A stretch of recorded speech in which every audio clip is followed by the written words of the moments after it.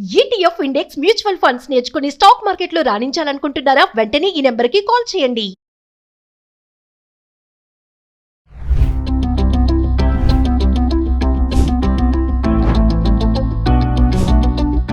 Suman TV ప్రేక్షకులకి నమస్కారం. నేను మందడి కృష్ణారెడ్డి, ఎనలిస్ట్ని. లోన్లు తీసుకున్న వాళ్ళకి శుభవార్త.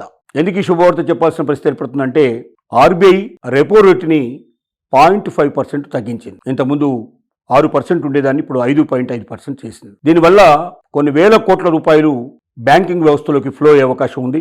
ఎక్కువగా లోన్లు ఇచ్చే అవకాశం ఉంది. తద్వారా ఎక్కువ లోన్ల మీద వాళ్ళకు వచ్చేటువంటి వడ్డీ ఎక్కువగానే వస్తుంటుంది. కాబట్టి వడ్డీ రేటు తగ్గడానికి పూర్తిగా అవకాశం ఉంది.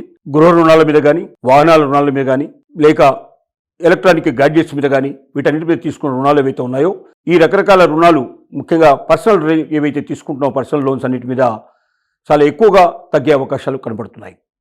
అంటే వడ్డీ రేటు తగ్గుతుంది, తద్వారా భారం కొద్ది తగ్గే అవకాశం ఉంటుంది. కాబట్టి వాళ్ళందరికీ శుభవార్తగా చెప్పాల్సిన అవసరం ఉంది.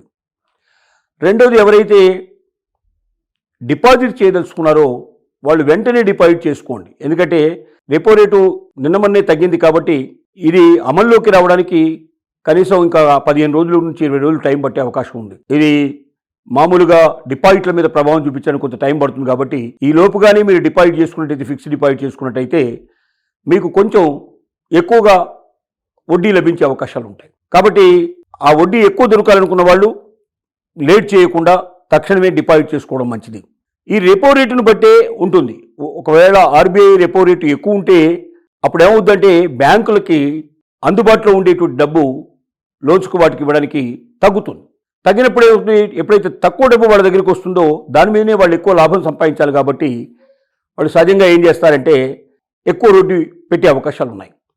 రెపో రేటు ఎంత తగ్గుకుంటూ పోతే అంత ఎక్కువగా డబ్బు బ్యాంకుల్లో ఫ్లో అవుతుంది, అంత ఎక్కువ డబ్బు లోన్లు ఇవ్వడానికి అందుబాటులో ఉంటుంది. కాబట్టి ఖచ్చితంగా అలాంటి లోన్లు ఇచ్చే అవకాశం ఉండేటువంటి ఛాన్స్లో ఎక్కువ డబ్బు ఎప్పుడైతే ఫ్లో అవుతుందో అప్పుడు రేట్లు తగ్గుతాయి, వడ్డీ రేట్లు తగ్గుతాయి. ఈ రకమైనటువంటి మనకు బ్యాంకింగ్ వ్యవస్థలో మొదటి నుంచి కూడా రెపో రేటు మీదనే ఆధారపడి ఉంటుంది. కాబట్టి ఇది ఈ మధ్యకాలంలో రెపో రేటు తగ్గించడం అనేది జరగలేదు. చాలా మధ్యకాలంలో ఎక్కువ సమయం తీసుకుంది. ఈ ఎక్కువ సమయం తర్వాత చాలా సుదీర్ఘమైనటువంటి కాలం తర్వాత రెపో రేటు తగ్గింది. కాబట్టి ఇప్పుడు బ్యాంకులు ఎక్కువగా లోన్లు ఆఫర్ చేసే అవకాశం ఉంటుంది. ఇప్పుడు వడ్డీ రేటు కూడా తగ్గే అవకాశం ఉంటుంది. మధ్యతరగతి వారి జీవితాల్లో కొంచెం ఆనందం, కొంచెం సంతోషం కనబడే అవకాశం ఉంటుంది. మరింతగా వారు ఎక్కువ వస్తువులకి కొనుక్కోవడానికి పాల్పట్టి మిగిలిన డబ్బుతోటి కొంచెం ఎక్కువగా జీవితాన్ని సంతోషమయంగా చేసుకోవడానికి అవకాశాలు ఏర్పడతాయి. కాబట్టి మరి దీన్ని ఉపయోగించుకొని జాగ్రత్తగా చేయాలి. అంతేగాని అవసరం లేని వస్తువులన్నీ కూడా కొనుక్కోవడం కానీ, అవసరం లేని వాటి మీద పెట్టుబడులు పెట్టడం కానీ, అవసరం లేని వాటి మీద లోన్లు తీసుకోవడానికి ప్రయత్నం చేయడం కానీ చేసినట్టయితే జీవితం ఎప్పుడూ ఒకేలాగా ఉండదు. ముఖ్యంగా సాఫ్ట్వేరు సంబంధించినటువంటి ఎంప్లాయీస్ చాలా జాగ్రత్త పడాల్సిన అవసరం ఉంది. సాఫ్ట్వేర్ పరిస్థితి ఏం కాబోతుందో మనకు తెలియదు, ఏ క్షణంలో ఏం జరుగుతుందో మనకు తెలియని పరిస్థితిలో ఉంది. సాఫ్ట్వేర్ ఎంప్లాయీస్లో చాలామంది తొలగించబడే అవకాశం ఉంది.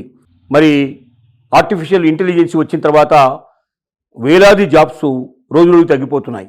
అలాగే అమెరికా లోపల వారు తీసుకున్నటువంటి పాలసీని బట్టి కూడా వేలాది జాబులు తగ్గిపోతున్నాయి. కాబట్టి సాఫ్ట్వేర్ సంబంధించినటువంటి ఎంప్లాయీస్ ఎవరైతే ఉన్నారో వారు 1కి 10 సార్లు ఆలోచించి వడ్డీ రేటు తగ్గింది కదా అని చెప్పి వెంటనే ఎక్కువ పనికిరాని వస్తువులు, పనికిలేని అంత అర్జెంటుగా అవసరం లేనటువంటి వస్తువులను కూడా కొనేసుకుందాం అనేటువంటి ఉద్దేశంతో, అప్పు చేసుకుందాం అనేటువంటి ఉద్దేశంతో వెళితే సాఫ్ట్వేర్ జాబ్కి ఏదైనా ముప్పు కలిగితే ఇదంతా పెనుభారంగా మారి కట్టలేని పరిస్థితి ఏర్పడి జీవితమే చాలా భారంగా అయిపోయి చెట్ట చివరికి డిప్రెషన్లోకి వెళ్ళిపోయే అవకాశం ఉంటుంది. కొంతమంది అయితే ఇంకేదైనా చేసుకునే అవకాశాలు కూడా కనపడతాయి.